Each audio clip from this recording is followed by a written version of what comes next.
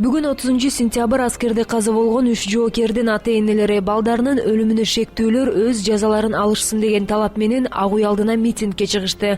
Маркум 18 жаштагы Нурсултан Карагуловдун апасы Назира Касмалиеванын айтымында уулу жазаларды аткаруу мамлекеттик кызматына аскердик кызматын өтөөгө бөлүнүп, Чүй областындагы Ысык Ата районуна караштуу Новопокровка айылындагы номер 3 түзөтүү абагын күзөтүп жаткан маалда каза болгонун айтты.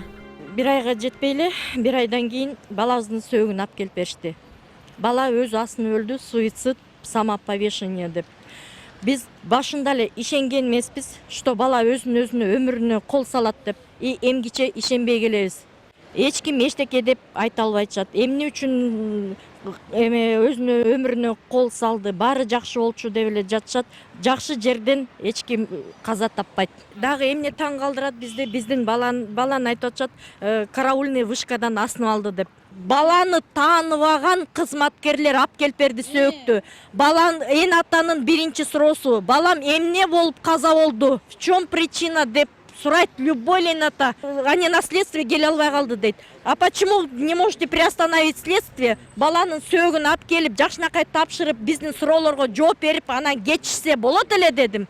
Значит, вот там вы не расследуете, вы там следы заметаете дедим. Эгер баланын күнөөсү жок болсо, частынан адамдар өзү алып келип, бизге колубузга жакшынакай тапшырып бермек. Ушундай эле аскердик антын берип мекенге кызмат кылам деген тилек менен кеткен Бекжан Талантбек уулунун 2 жумадан кийин сөөгү кайтып келген. Үй бүлөсү эмне болуп каза болду деген суроого өзүн жүрөккө атып өлдү деген жоопту алышкан. Ушундай окуялардан кийин кайсы ата-эне баласын аскерге узаткысы келсин деген эне баягы эле акыйкаттын жоктугуна нааразы. Жалал-Абад аскер бөлүгүндө которулуп кеткен. Аяктан 2 жумага жетпей баланын өлүгү келет. Эмне үчүн карашпайт чоңдор? Баары сөзүм жок калды. Ошолор не деш керек билбейм. Күнөөлүүлөр жазалансын. Эшиктин алдынан алып кеткенде сопсо, буту колусу алып кетишкен. Ошондой бизге алып келип беришпейт. Эми бизди өлгөндүн үстүнө gömгөн кылып, кайра Жалал-Абадка сүйрөшөт. Биздин ишти которсун, мояк чечип беришсин акыйкатым. Мен бара албайм. Мал өлгөнчөлүк жок болуп атат. Өлүп калды балаңар деп берип ишет сөгүн. Эмне үчүн ошол жактан келишип, бизге мондай турушпайт? Мына байкабай барат селе ок прям затвордо болуп атылып жүрөккө тиет. Балага башка жерге тийбейт. Бирөө качса да асманга же бутка атылат го. А эмне үчүн именно жүрөккө тиет? Булар дагы карабаса Малаховду чакырабыз. Ар бир биздин Кыргызстанда момдай элибиз кырылып, балдарыбыз өлүп, момдай эме жок деп ошо Россияга чейин барабыз.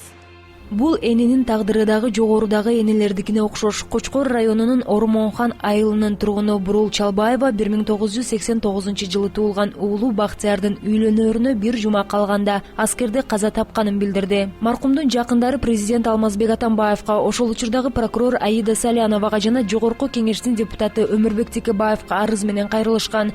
Бирок эч кандай жооп болгон эмес дейт Бактиярдын апасы. Өзүнүн менен чогуу иштеген 2 офицер масабалына кирип, балам күзөттө турган убагында кирип келип туруп, 2 атып ташташкан. Экөө тең аябай мас экен. 1 бутылка арак, 1 бутылка пивага анчалык мас болмок эмес. Аны эмес бизге ошол жерде атылып, үйгө жеткенде алар деген наша чагып чегип алган деп айтылган бизге.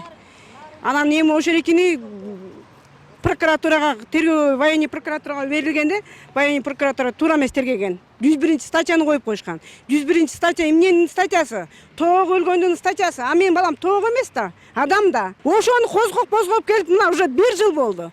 Сотко иш өттү. Бала деген бош үйүндө отурат. Бирөө камалып отурат, бирөө үйүндө отурат. Бул ушунчалык коррупцияга батып алган. Бошо турган бала ушунчалык акчаны шыкаган. Оозу мурдуна чыкканча шыкаган. Турматов Акбул, лейтенант. Экинчиси Жеңишбек уулу Нурбек деген. Бывший осужденный, ранее судимый. 1 айлы болгон иш козголгонуна. Октябрда иш козголгон алга. 360 статья менен дезертирство качып кеткен үчүн. Кайра 1 ай өтпөй туруп эле тапанча берип да аны дагы жумушка алып, военный катары алып. Ошо менен эле кайра атып салып атат ошо тапанчасын.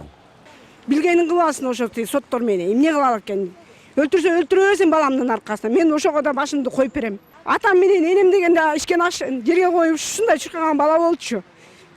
Бул Кыргызстанга кызмат кылам деп үйдөгү бизге эме кылбай туруп өзү кеткен болчу. Мына бир жумадан үйлөнөм дегенден кийин мына ат өлтүрүп атышат. Митингчилер шайлоого чейин тынчтык митингине чыктык. Эгер шайлоодон кийин жогорку жак үн катпаса, башка жолго барабыз. Керек болсо бизди колдогон бүтүн айыл менен митингге чыгып, ишти бир тараптуу кылууга күчүбүз жетет дейт алар. Башка энаталар дагы ушундай бизге окшоп көз жаш төгүп калбасын, балдарынан ажырап калбасын деп ушундай мирный митингке чыгып атабыз. Мы хотим защитить башка балдарды да коргогубуз келет. Что башка балдар дагы жөн жерде каза болбосун. Ушундай тынч заманда эмне үчүн армияда балдарыбыз каза болуш керек? Эмне үчүн условиялары начар? Матрастар экиге бөлүнүп жатат. Кийген бушлаты даже иттин астына салгын келбейт. Көрдүк анын баарын өз көзүбүз менен. Ошо энаталарга мен да кайрылам. Эгер балдарыңардан ажырап калбайм десеңер, ойлонгула. 10 гүлүнүн бир гүлү ачылы элек мөлтүрөгөн жапжаш балдардын күнөөсүз жандары кыйылып жатканы өкүнүчтүү. Митингге чыккан ар бир ата-эне балам аскерден өлгөн балдардын акыркысы болсо гана, аскер кызматын өтөгөн жигиттер өлкөнүн күчү коргоочулары чеби. Аларга токмок жеп же бирөөлөрдү аyoосуз сабап мыкаачы болууга, башын койнуна катып жалтак болуп же өз жанын кыюуга, адам өлтүрүүгө тарбиялашабы? Эмне үчүн аскер жетекчилиги жоокерлерге жоопкерчилик менен карашпайт деп сыздап, адилеттүүлүк издеп жүрүшкөн учуру.